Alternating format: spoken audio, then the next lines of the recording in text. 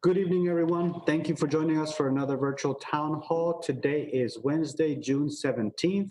Today also happens to be my 1 year anniversary here in Yellow Springs, and I'm excited to be here. I think that the year has gone by fast, but I can't think of a better place to be than here during these times. So thank you for welcoming me and my family to the Yellow Springs community. We've enjoyed our time here. It's been challenging, as it's been challenging for all of us, but we are in this and we're in this together, and together we should get through it. So thank you for joining us tonight. Joining me today, we have Brian Hausch, our Council President, Police Chief Brian Carlson, Florence Randolph, our Community Outreach Specialist with the Police Department, and Mayor Pam. I would like to start off with highlighting the numbers in Ohio. As of today, we are now at 42,422 cases in the state, with 150 cases here in the county. We continue our efforts to get the message out there to inform visitors that we are serious about protecting our residents in town. Today, we've replaced the old hand sanitizer stations with 17 new stations with refillable dispensers, and we try to cover the entire downtown area, or most of the downtown area, with these new hand sanitizer stations. So if you haven't had an opportunity to see those, they are out there now and they're operational. We've also conducted another hand sanitizer distribution for businesses and nonprofits.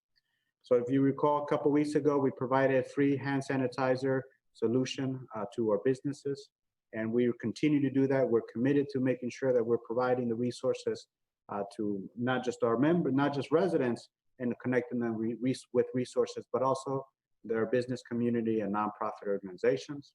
So if you're a business, a church, or a nonprofit organization, please stop by and pick up free hand sanitizer at the utility window. And don't forget to complete a form. And finally, we've purchased additional hand sanitizer dispensers. These are the dispenser units that you will see on the stations that we put in the downtown area. We've purchased additional dispensers to make those available to businesses, churches, and nonprofit organizations.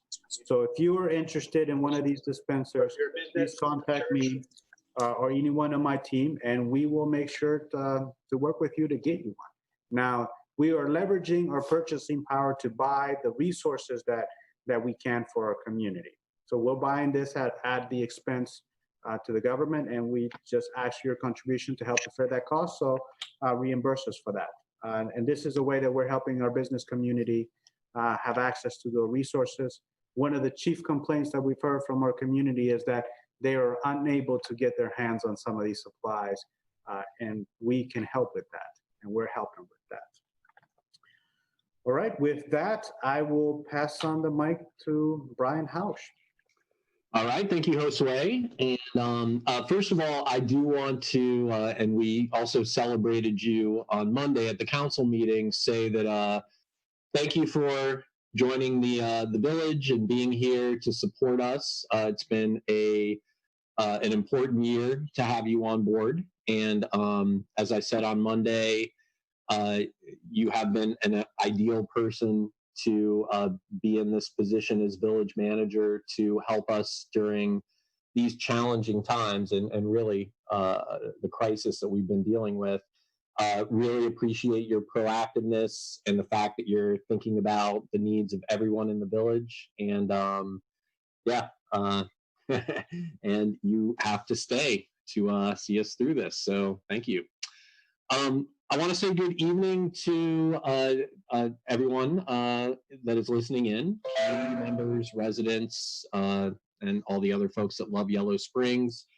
And I want to particularly thank the community for the feedback that we will continue to remain open and listen to. We had a great work session last Friday about the issue I want to focus on in particular, which is the resolution that we recently passed to help keep everyone in our community safe. I want to say, related to listening, I and the rest of your council members and your village team are trying to educate ourselves in every way we can. I've been reading everything that has been put forward to me in terms of letters, as well as learning about other theories about what COVID-19 is, and even things like whether 5G has some impact on that.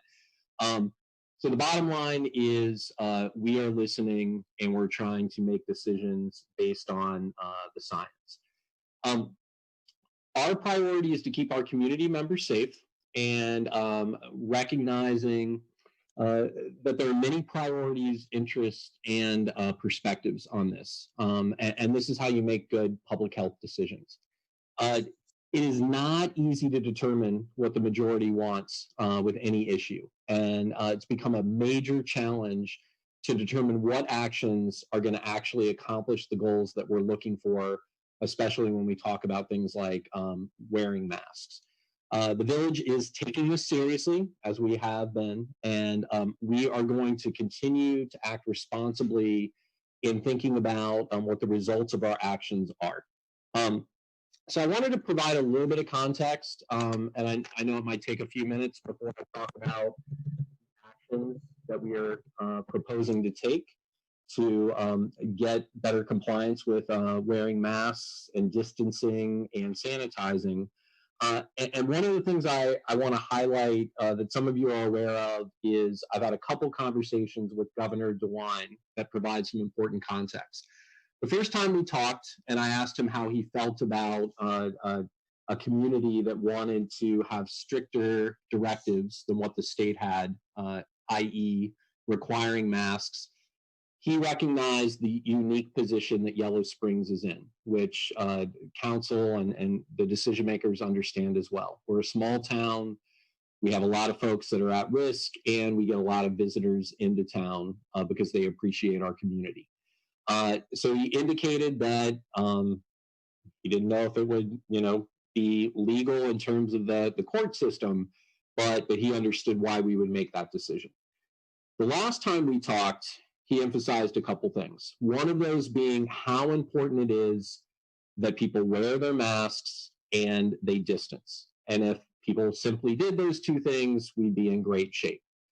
The other thing he highlighted, and I think it's important to what the resolution says and means, is that we are, there's a limit to how long you can keep directives and restrictions on Americans, Ohioans, before people simply rebel.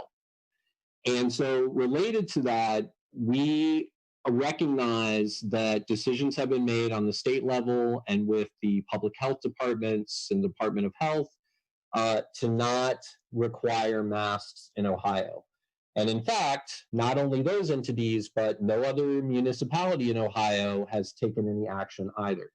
So I think it's really important to remember that council has listened and decided that some level of action makes sense, but it needs to be action that's actually going to be effective and make a difference. So related to that, we are trying to problem solve here, and we are trying to keep in mind that the things that we do are going to have repercussions on everyone, and so we have to factor in all those interests. And we also want to make sure that what we do actually makes a difference.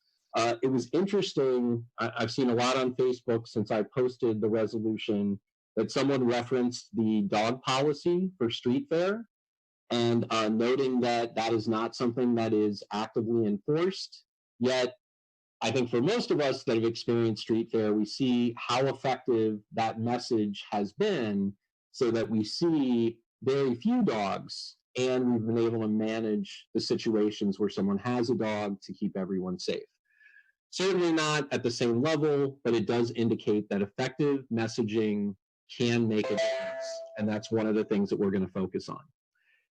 So I want to point out some of the things that people have done that will tie into some of the things that we're thinking about next. Particularly, I want to compliment Carol Young, who took the initiative to currently get 150 yard signs out there to promote people wearing masks. And I think that there is a possibility to expand on that as one of the ways that we can get out the message that we want people to wear masks and distance and sanitize in Yellow Springs. We are planning to order additional yard signs, and I think that those can make a difference. Ultimately, I want to emphasize that it is naive to think that passing a law, even with the most severe penalties, will solve a problem. It takes actual work, including education and commitment, to make a change. And I think everyone realizes what we are up against with distancing and facial covering compliance.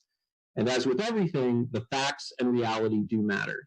Mask requirements are not achieving compliance, which is why, of the few examples out there, many have rescinded, or some of these laws have been overturned by courts.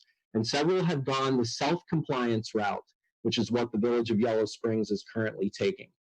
And we've also committed to reassessing at the next, over the next couple of weeks, and talking about this again at the next council meeting to decide how we need to continue to refine our approach to get people to follow the rules.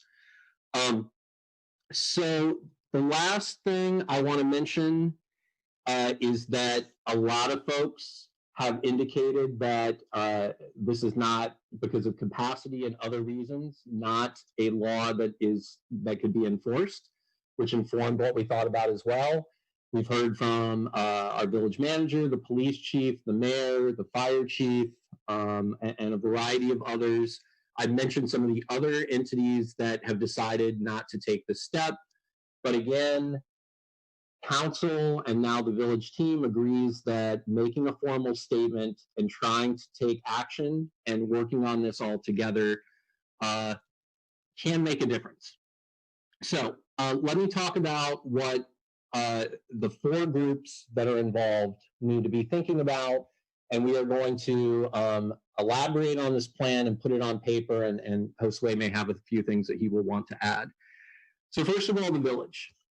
We've talked about this many times. We are committed to more signage.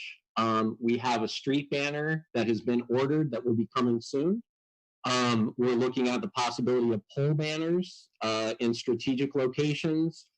We are going to create a stencil so that we can put on the sidewalk indications of that you need to wear a mask, and that these are the places where we expect that to happen in the central business district.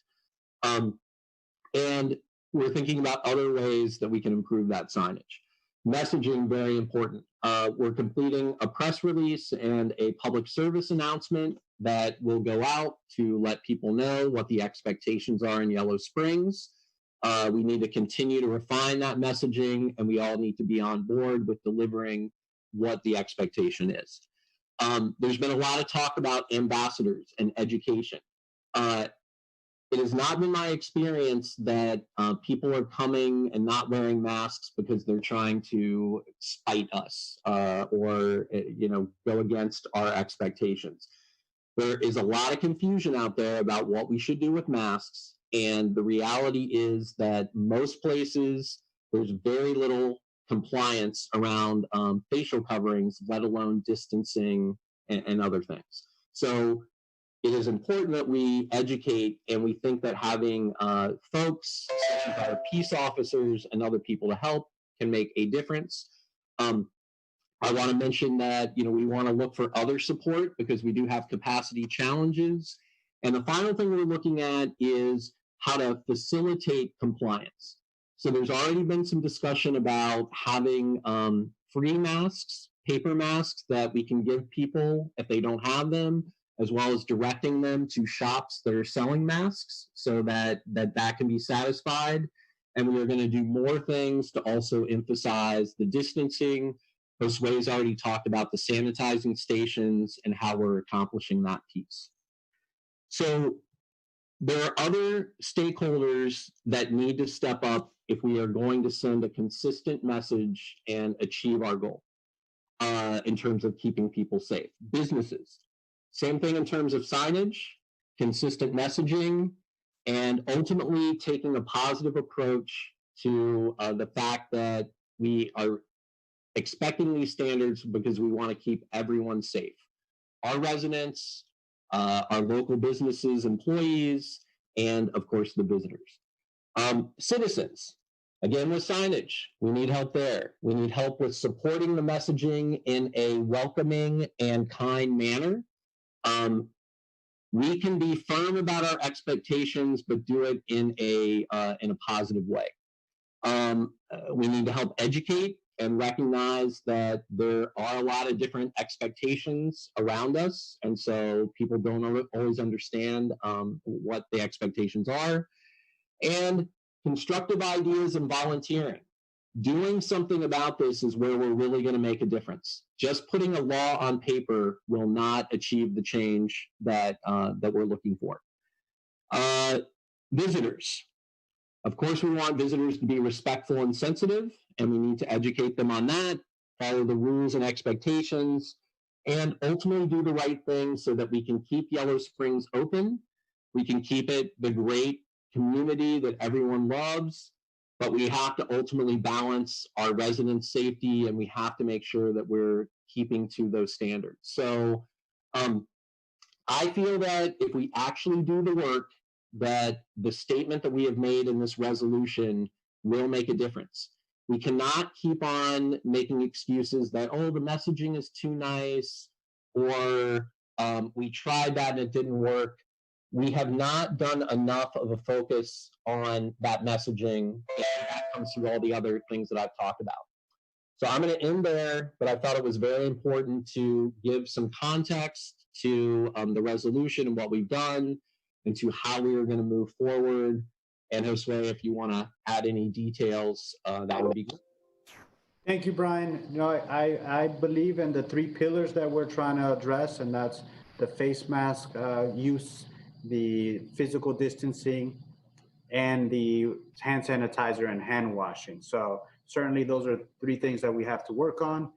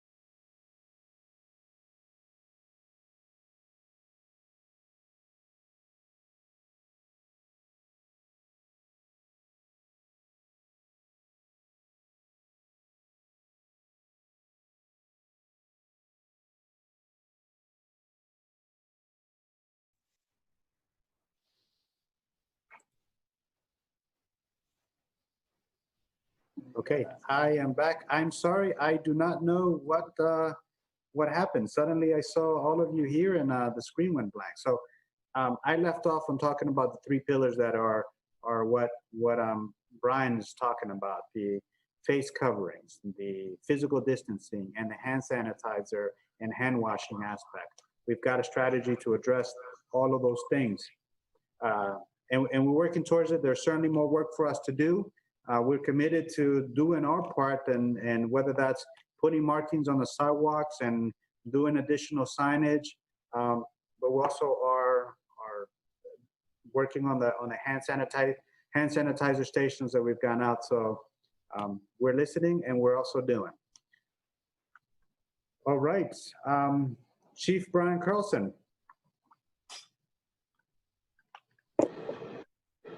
Thanks, Josue. Good evening, everyone. I would like to just take a moment and talk about some of the potential threats that I think should be brought to our attention collectively. With our current peaceful protests, we are a potential target for those that disagree with our progressive views.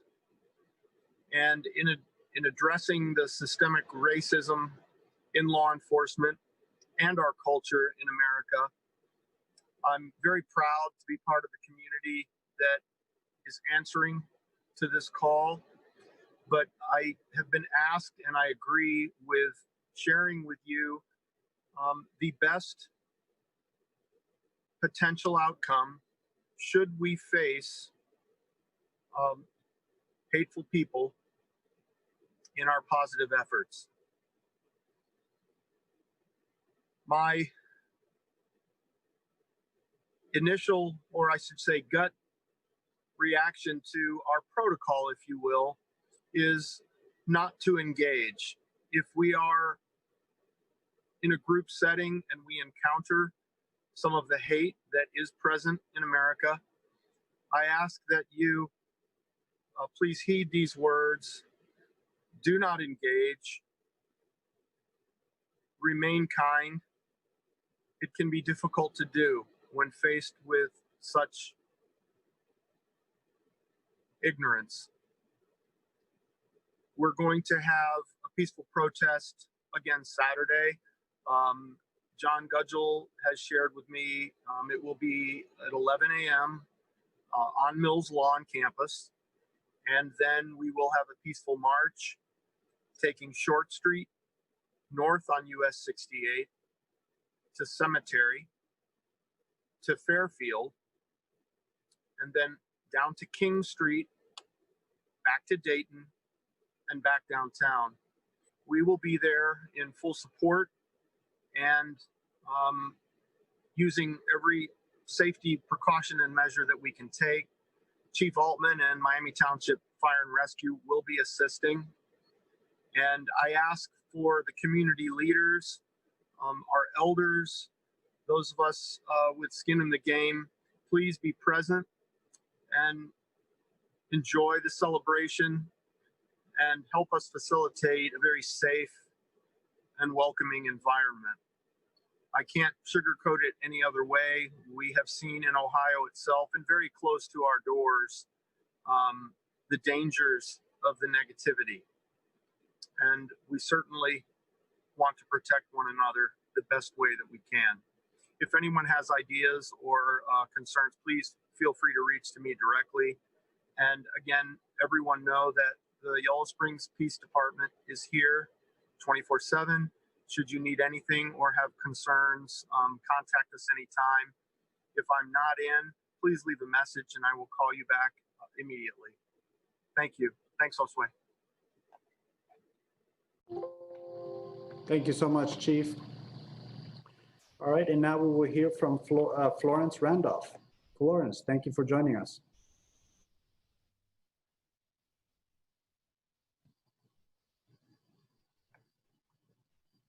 Florence, are you there? Yes, I'm sorry. I was trying to unmute. I have this small, I had to call in on my phone. Yes. I just would like to again announce that there are tenant rights resources for the Village of Yellow Springs, and these are for renters in Yellow Springs experiencing hardship during the COVID.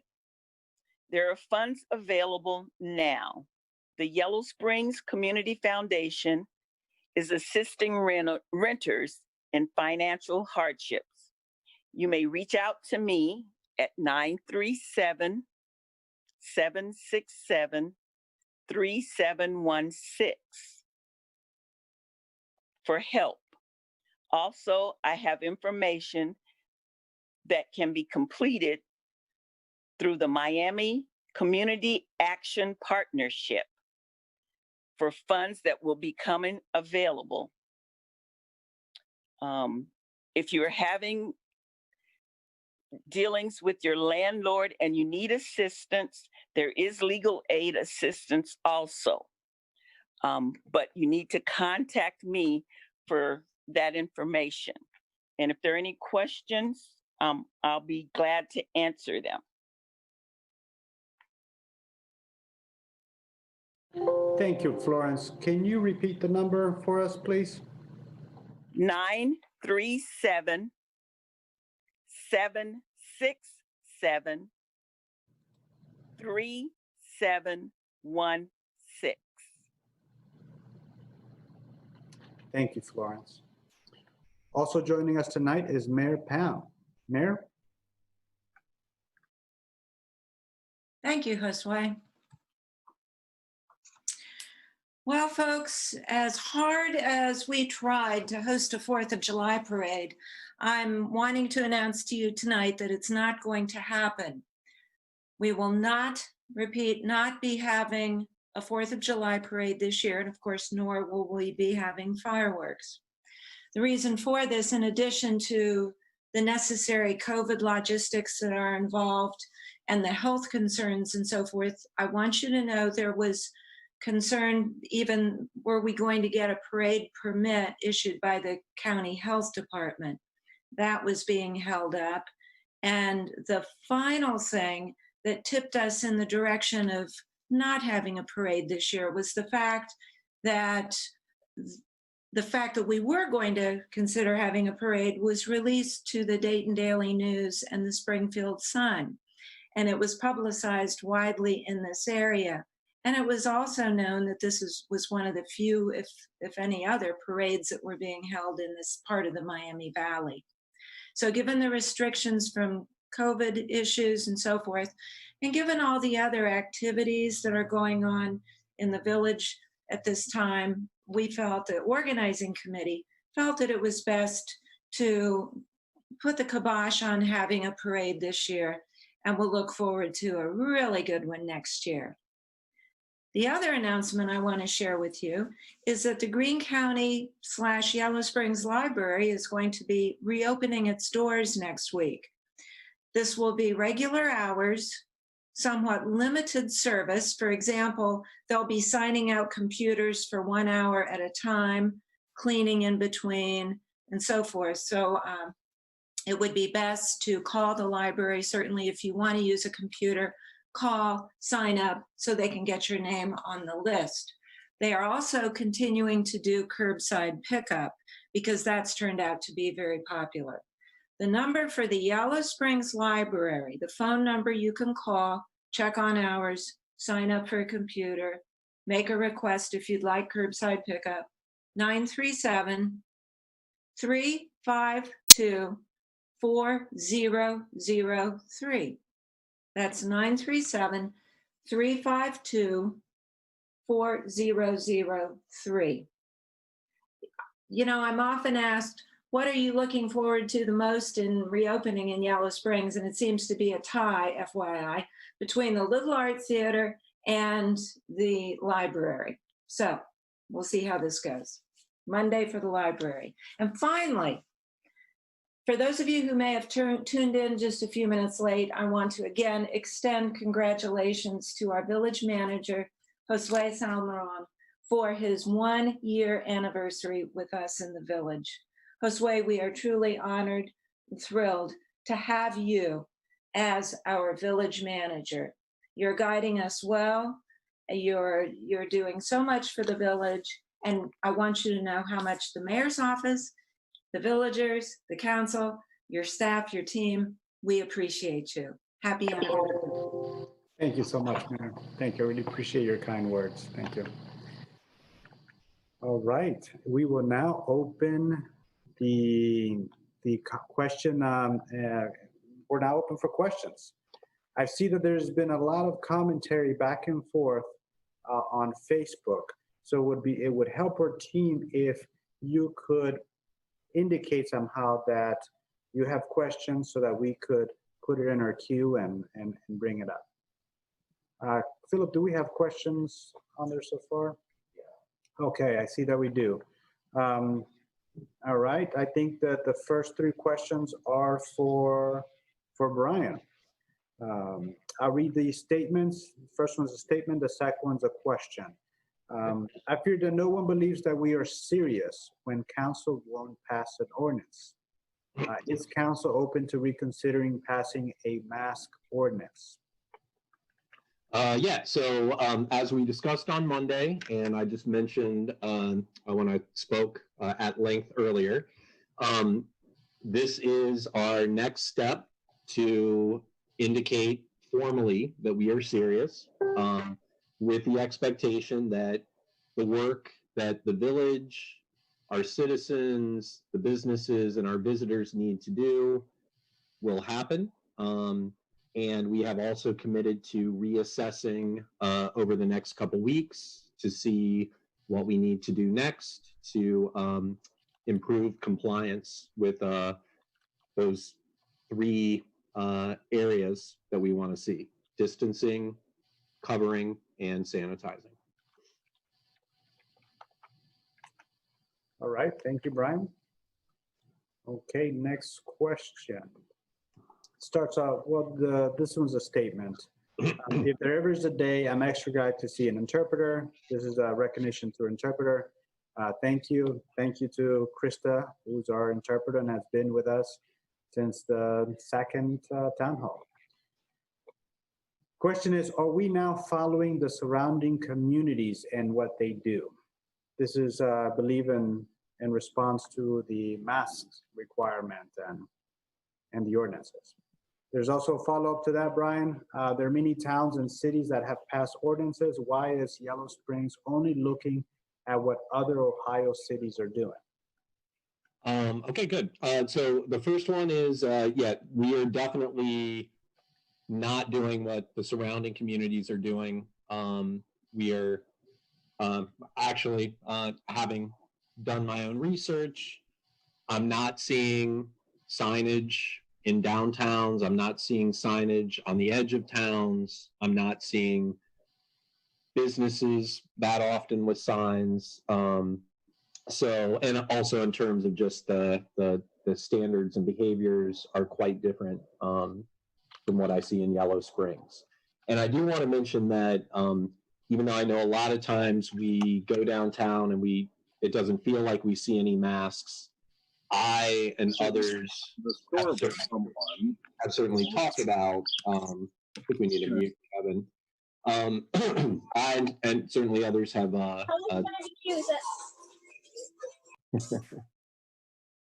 right. I've certainly seen plenty of people, both from in and out of town, wearing masks.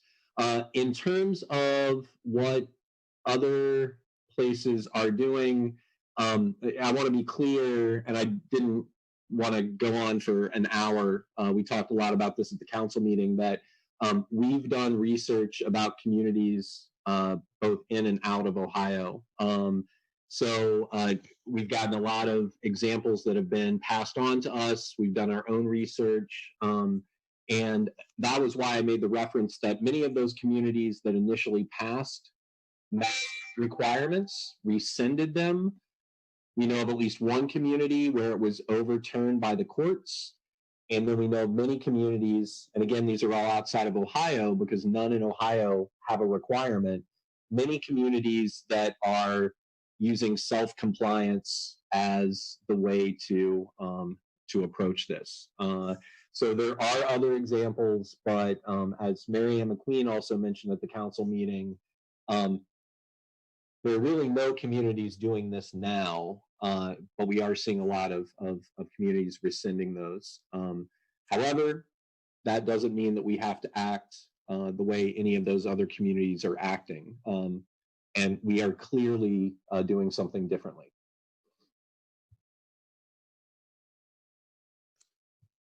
Thank you, Brian. This next one is for Brian Carlson. It starts off with a statement, and then I'll get to the request. I bought a mask in town that you literally could not breathe through. It was really cool tie-dye print with YS logo. So I was disappointed because I loved the look. I went back to give that feedback, and the storekeeper said that it was okay, that it works more like a shield, so loose around the sides, deflect and breathe, cough sideways. Is this legit? I thought that a tight seal around the mouth and nose was critical. Can Chief address this friendly misunderstanding? Absolutely. So it is a very good concern. I think that the key to everything is our distancing. And as we know, the transmission outside is highly unlikely. My recommendation would be to wear or purchase and wear a mask that you're comfortable with.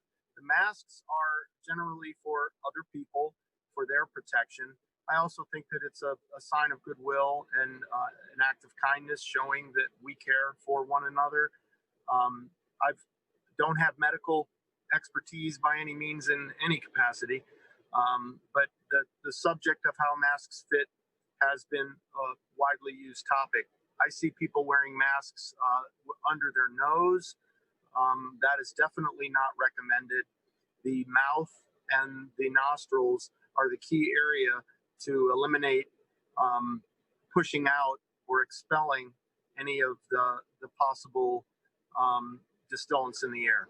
So I would say that wear what you feel comfortable with, and work from that side of it if possible, but definitely keep your nose and mouth covered. I hope that helps. Thanks, Josue. Thank you, Chief. I think a tight seal is important, if it's possible. Any face covering would help. Anything is better than nothing, but certainly a tight seal would be better protection. Okay, next question or statement. Mandate masks. Resolutions means nothing. Next statement. Yellow Springs is known for its lack of enforcement of laws. Speeding, running stop signs, trucks. None of those laws are even enforced. All right, another statement. This is in response to what was being discussed about the kindness messaging and getting the message out. It has not worked in the past 3 months. You are dropping the ball. Any of my colleagues care to respond to that? Okay, we'll move on to the next questions. There's some conversations that went back and forth about the masks. There was a statement about giving out paper masks. Brian, I think this was in your speaking remarks. The question is, who is paying for the paper masks? To be determined. So we just took this action on Monday and pretty much wrote a resolution from the table. So we've been working the past 2 days to figure out this action plan that I outlined, and that Josue's already got the team working on. I will say that the Yellow Springs Community Foundation has funds to support COVID response, and they've been very supportive of the village throughout this challenging time. But we'll figure it out.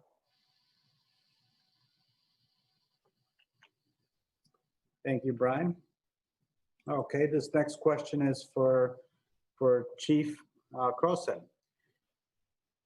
There is 1,984 individuals who have signed my petition to encourage your police officers to wear body cameras. Are you aware of this? Chief, you want to respond? Absolutely. I did hear that there was a petition started a while ago on Facebook. I guess it claimed that we had body cameras and I was not allowing officers to wear them. That's not true. We do not have body cameras. I am in full support of body worn cameras.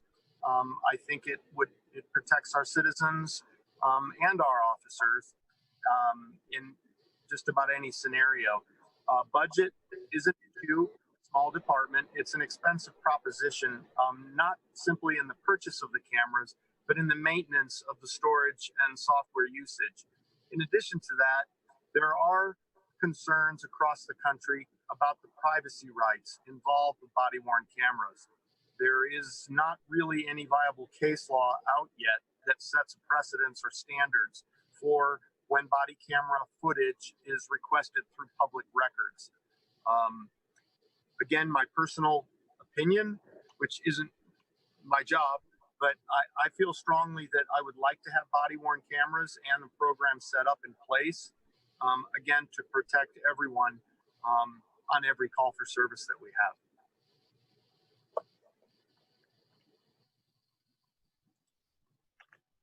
Thank you, Chief.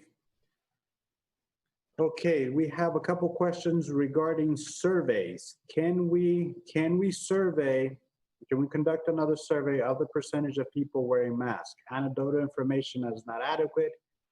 Getting up to 80% is key.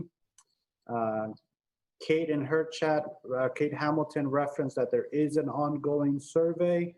I take the question for us to do a random survey directed at us, and this is for support of an ordinance. Another person commented that a survey of the business owners is not adequate. We all live, work, and shop here. Any thoughts on a survey, a broader survey for the community?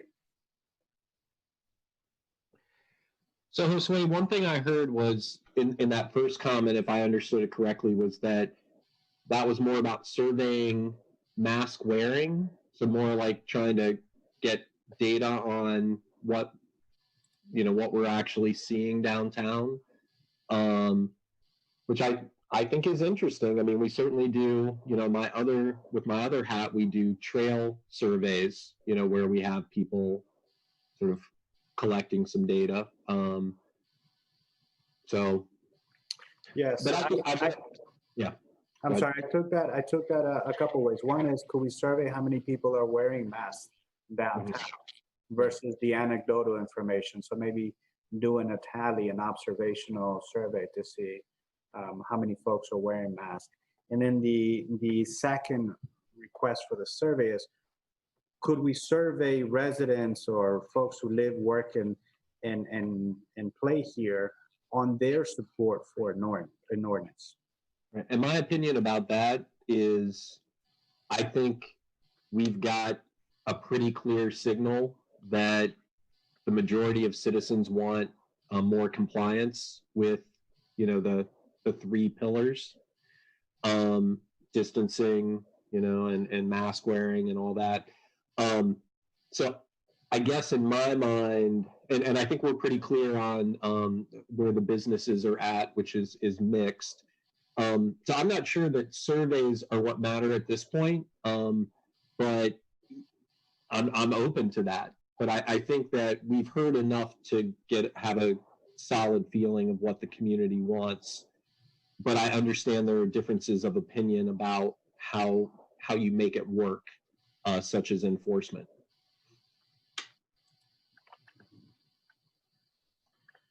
Thank you, Brian. I have a commentary. I think there's one could address. I'm concerned about the wait and see approach when cases in Clark, Montgomery County are currently spiking. Another individual referenced the Springfield spikes. Springfield jumped from 100 some cases to now 520. And that's one of the counties that I'm monitoring because it's adjacent to us. Any thoughts on the wait and see approach? I don't see it as a wait and see approach. I think it's our community early on adopted a mask wearing practice. We did hand sanitizer stations in the downtown area, as many as we can get our hands on at the time. It was very limited, but we made those available right away.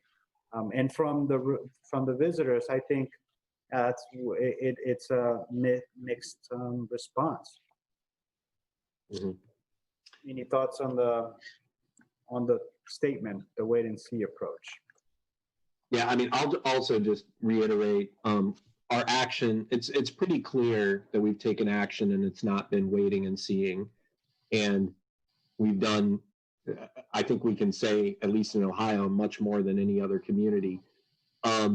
And so, we're recognizing that we can do more, and that all this is happening at a rapid fire pace. But I will say, we do need to distinguish between disagreements around the the level of action or the swiftness of action, or I guess the punitive nature of actions, in some cases that we take. Certainly there's disagreement about the best way to do those things.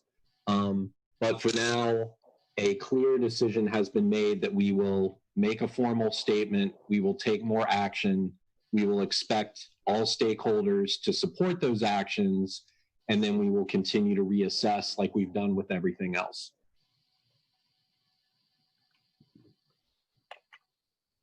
Thank you, Brian. I have a couple comments and some questions.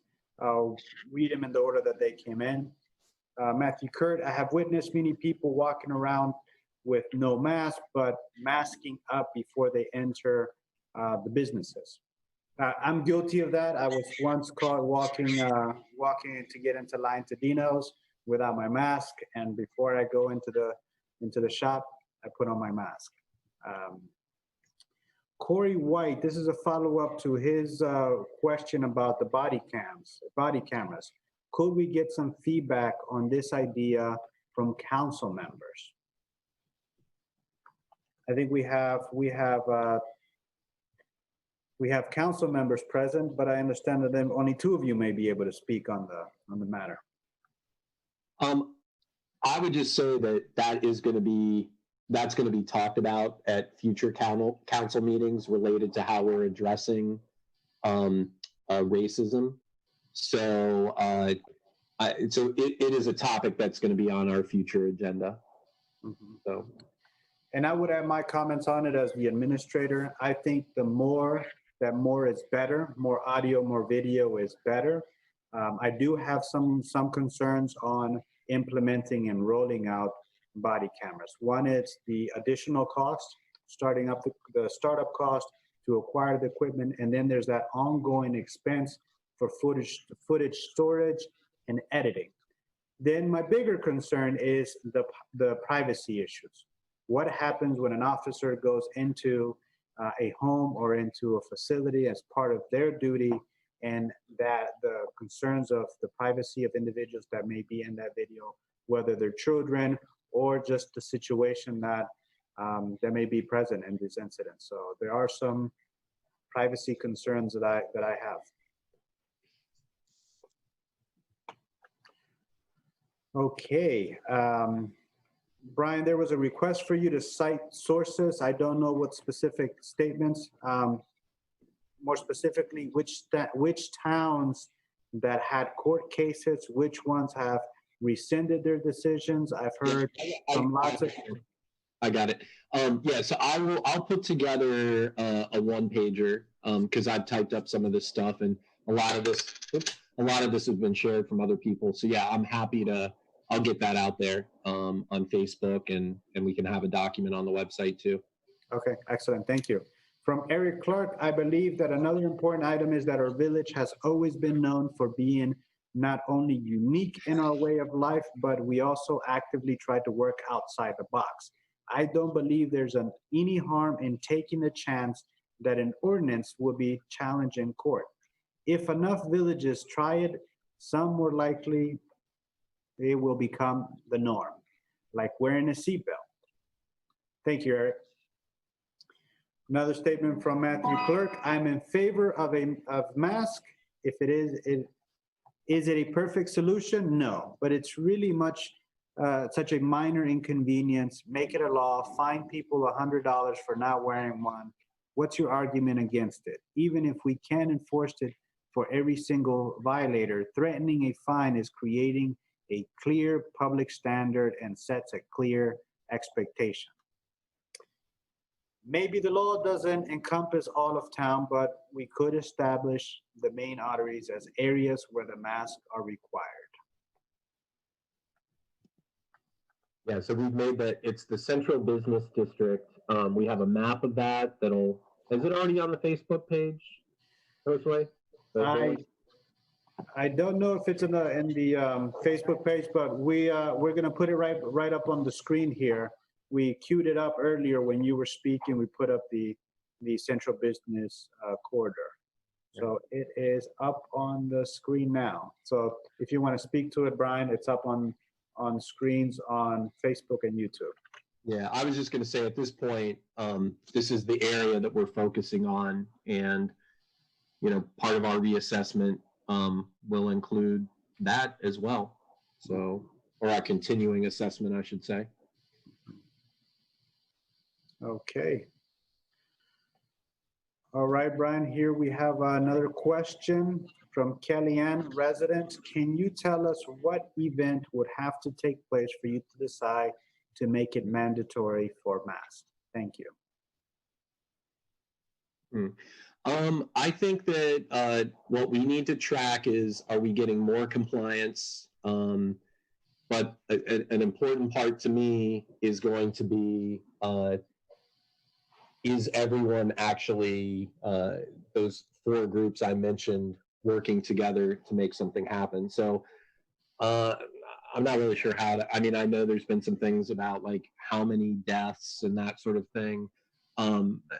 That's not what this is about. Public health decisions are about recognizing that we can't control diseases.